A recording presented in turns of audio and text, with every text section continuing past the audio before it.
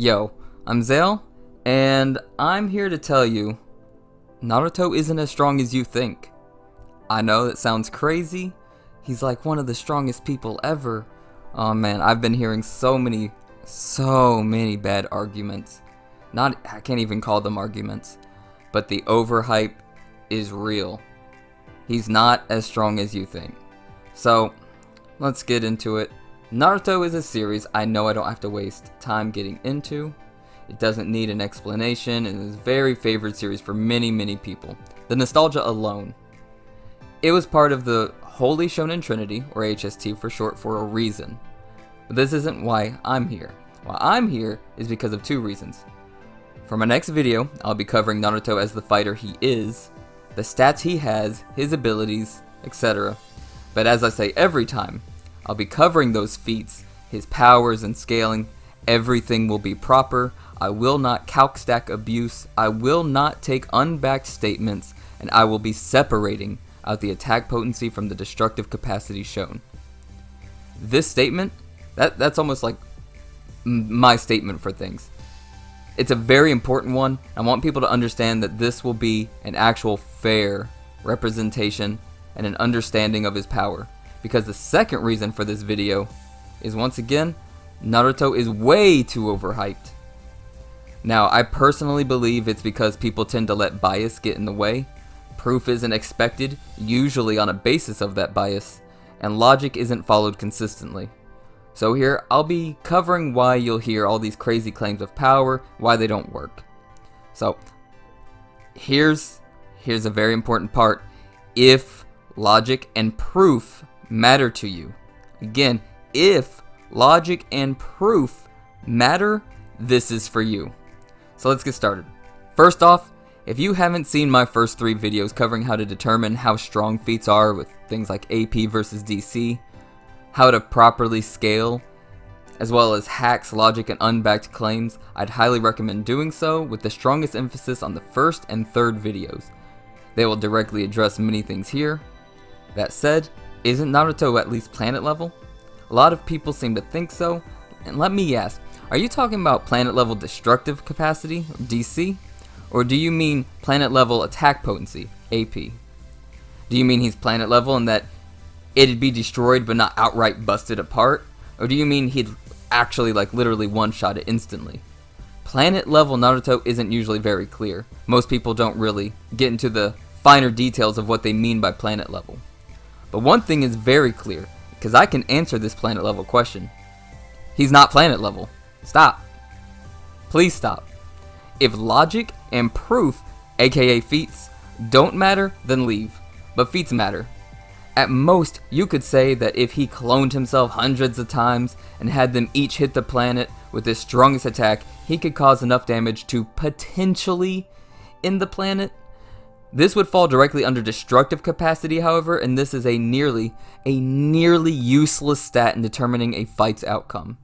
This destruction is only done via the AoE of it all, his attack plus all the clones, and it's only the AP of the attack or attacks that factor against a person's durability. We know this by now. If, for example, Naruto's strongest attack did absolutely no damage to another fighter, multiplying that into hundreds of other attacks at the same level is still equal to 0.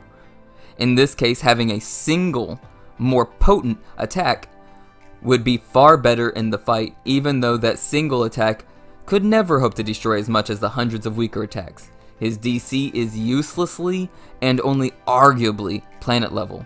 His AP is 100% in no way, shape, or form even close to planet level. And I mean, even as a threat of delayed destruction, it's not even close. I know, still, people will confuse the DC with the AP, but here's where Naruto gets extremely overhyped. And that's the unbacked, useless, non-proof claims and statements. Let me show you where the wank really is. We have Amaterasu, a technique so devastating and so hot that it burns as hot as the sun itself. It keeps burning for a week straight, or until it's consumed whatever it is it was burning. We also have Amaterasu failing to kill a literal nobody, no-name samurai, and it fails to even kill Karen too. But here's the big part. Which of that is the claim, And which of that is the proof of its power? I mean, sun level is nothing at all when Madara Susanoo could smash the universe, right? Wait, are you saying that the Madara statement, like, is that not to be taken seriously? No one really argues that? It's obvious hyperbole? That's pretty interesting, because Amaterasu is too. How about the fact that the Nine Tails could turn the world to ash? That's extremely powerful for someone vastly below the Ten Tails, who with its Biju bomb exploding directly on the planet, only showed an impressive DC feat that didn't turn the world to ash. I've seen plenty argue for planet level Nine Tails. You know what? I'll keep listing examples. Alright, as you listen, tell me when one of them is simply hyperbole or one is fact. And before you do so, ask yourself, alright, listen, what are you using to differentiate the two, hyperbole from fact? How do you know what is hyperbole or not? Alright, Karen in the top left. Yeah, we're getting into everyone's loved guidebooks. Word of God. When the person she loves is in crisis in front of her, she releases her hidden strength. She binds and contains the strength of all creation. Next, Kinshiki's forbidden power can split worlds and obliterate all things. That's pretty impressive, right? How about Shigure in the top right? Everyone remembers him, right? I'm sure you remember him. Because after all, there's no way to escape his rain of needles. The Flash himself is done for. Wait, keep reading because he also has a certain kill technique, Senbon Shower, guaranteed kill, baby. Oh yeah, and Kakashi's arm becomes a famous blade that can cut through anything. Raikiri is definitely OP. And sticking with some lightning, you know Kakuzu's lightning style jutsu? It's definitely real lightning, and no way could have just have the properties of lightning. Nah, it's the real thing. You know, distance divided by time, how we get speed. We don't need that. It's lightning style. Because it even has an astounding sharpness that can gouge through even rock, after all. If you haven't realized it by now, I'm expecting you to differentiate hyperbole and fact by using proof, feats. Because I know there are just so many people who actually think they have reasonable proof to suggest lightning style jutsus or lightning speed for some reason. But I'm just getting started. Did the God Tree give birth to the universe? Is Rasa's gold dust jutsu inescapable? Here's another big one. Is Madara's Light Fang light speed? It's named Light Fang after all. It's said to be a beam of light. And even verbatim states it moves at the speed of light. Oh my god, it's even in the data book itself. It really is basically the word of God that it's light speed. Light speed and... let me keep reading here. Yeah. It's light speed and totally impossible to dodge. Totally impossible to dodge. Hold on. It's totally impossible to dodge. But wait, it's the word of God. It's impossible to dodge after all. Well, I'll just keep the light speed part because it says it. Ignore that, you know, data books can be total hyperbolic. That's certainly not a focus of data books after all. Oh hey, did you know Kakashi is omnipotent? Neat. Of course, let's not forget that Tamari, who can blow away the universe. The Lariat is a one-hit kill. The Liger Bomb sends you to the other world like thunder. Sasuke's Godspeed means no one who confronts him stands a chance of living. It's why he's undefeated in every battle after this point, and never needed anyone's help for any battle ever again. Right? I mean, Raikage's as fast as Minato, by the way, and Lightning Chakra that covers him is a strong armor that can withstand any jutsu. And just for fun, Neji has the ultimate defense. That's a lot. So if you're still with me, okay, it should be obvious the data books in the series as a whole uses a lot of hyperbole. And that's fine. It's so okay. Hyperbolic language can really hype things up. It is a normal thing in different series, but you fanboys gotta stop. None of these have feats supporting them. Kinshiki splitting a planet is just as credited as Tamari being able to blow away the universe. Momoshiki doing anything with stars is likewise as credible as Kurama turning the world to ash, is as credible as Part 1 Shigure having unavoidable and insta-killing techniques. In the data books, we have more than just some grab for power scaling. There's storytelling and backstory We get to see more of the world and how others interact in the day-to-day. We can see questions being asked to the reader. We get to see the personalities and likes of more hidden and less portrayed characters, and it's great and fun, but it doesn't belong in a versus debate. Facts should matter, feats should matter, and logic should matter. Naruto isn't as strong as you think. Now look, this isn't to say Naruto is weak, because I know that, oh my gosh, the backing that this show gets, people really just want to hate on you if you don't think, oh, this is Naruto, he beats everyone. Please, it's just not as strong as you think.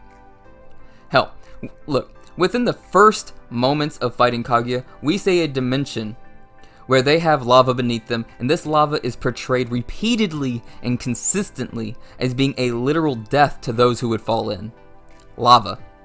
Perhaps Naruto can survive it, asking Sasuke not to save him, but instead save the others. But why grab Naruto at all if it wouldn't even hurt him? In the manga here it says, by a hair's breadth. Why? They should be fine, right? And of course this is Kakashi and them. It's really clear. They even show the death flag of the objects of the person falling into the lava and burning up. We see Naruto again save them from falling into the lava, and even Sasuke needs to hold on to Naruto's leg to not fall in, but why would he care? He can certainly jump or use Susanoo to reach her. Fighting in lava should be fine, like fighting in water.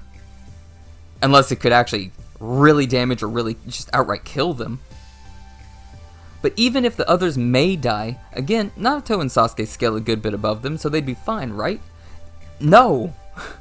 As we see here, with the entire intention is on the fact of them not falling into the deadly lava anytime this fight.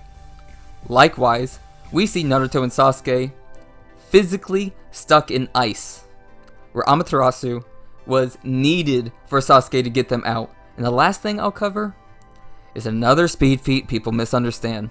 This is why I keep bringing up distance divided by time. Man, speed. It really isn't that hard. You'll see here, this is just before Naruto dodges Toneri's Golden Wheel reincarnation. And yes, that attack covered the distance of the moon within seconds. Very fast. But logic. Which part of the beam covered the distance of the moon in seconds? Is it this part right here that Naruto's about to dodge? Or is it the actual end of the beam? You're telling me him dodging the arm swing of Toneri is the same as him outspeeding the end of the beam? That if him and the end of the beam raced, he'd win? We know that speed. Yeah, I'm not saying the... we know what speed is. I'm not saying the actual definition of it and how we calculate it anymore. But look, the time it took for that section of the beam to reach Naruto is the same time it took the end of the beam to cover far more distance across the moon. If you need to think about it, imagine you had a stick that was 1 mile long that you could somehow freely move and it doesn't bend, okay? Now, imagine you hold that stick straight up into the sky and then bring it down. Again, this stick doesn't bend. Speed, distance, time. If the time is 1 second for your hand to bring the beginning of the stick to your waist, which is the distance the beginning of the stick traveled, what's the distance the end of the stick traveled in that same amount of time? That's speed. A baseball bat being swung is faster than the hand swinging it.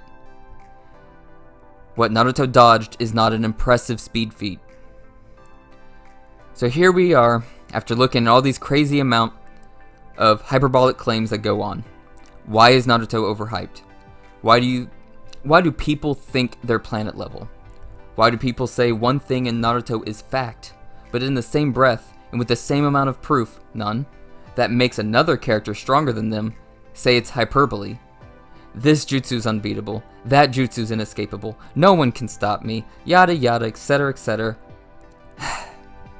If logic and proof matter, this is for you. And I hope you enjoyed this and the Naruto video to come, because as I say every time, I'll be covering his feats, his powers, and scaling. Everything will be proper. I will not calc stack abuse, I will not take unbacked statements, and I will be separating out that attack potency from the destructive capacity shown. I'll have links of my first 3 videos down below. Give them a watch if you haven't. If you want to keep up to date as I make my videos, make sure to like, subscribe, but most importantly to me, comment. Tell me what you think. Give interesting ideas, have fun conversations in the comments, and just, yeah, discussions overall. That's what's really fun and interesting. And that's it. Ciao.